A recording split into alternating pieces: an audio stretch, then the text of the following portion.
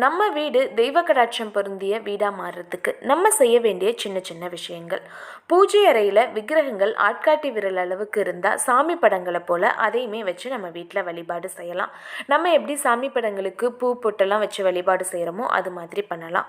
ஆனால் ஆட்காட்டி விரலை விட அந்த விக்கிரகம் பெருசாக இருந்ததுன்னா நித்திய பூஜை நெய்வேத்தியம் செஞ்சு வழிபாடு செய்யணும்.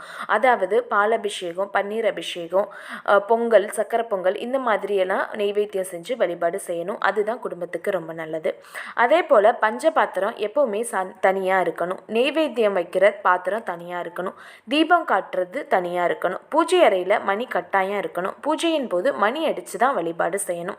சுவாமி படத்துக்கு மேலே வாடிய பூக்கள் எப்போவுமே இல்லாமல் பார்த்துக்கோங்க. அதே நேரத்தில் வாடிய பூக்கள் இருக்கும்போது புதிய பூக்களை போடக்கூடாது. வாடிய பூக்களை எடுத்ததுக்கப்புறம் தான் புதுசாக கட்டின பூவை போடணும். சில பேர் தரையில் உட்காந்து பூஜை செய்கிற வழக்கம் கொண்டிருப்பாங்க. பூஜை செய்யும் போது அந்த மாதிரி உட்காந்து செய்யக்கூடாது. ஏதாவது ஒரு துணி போட்டு உட்காந்துக்கணும். இல்லைன்னா ஒரு சின்ன பலகை மாதிரி போட்டு அதில் உட்காந்து தான் பூஜை செய்யணும். பூஜை அறையில் எப்போவுமே வாசனை வர்ற மாதிரி இருந்துக்கிட்டே இருக்கணும். அதுக்கு நீங்கள் பத்தியோ சாம்பிராணியோ ஏதாவது ஒன்று டெய்லியுமே கொளுத்தி வச்சுக்கிட்டுருங்க. செவ்வாய் வெள்ளிக்கிழமை தான் விளக்கேற்றுவோம். அப்போ தான் நம்ம பத்தி சாம்பிராணி காட்டணும்னு இல்லை, டெய்லியுமே சாம்பிராணி கொளுத்தி வைக்கும்போது வாசனை அதிகமாக வந்துட்டுருக்கும்.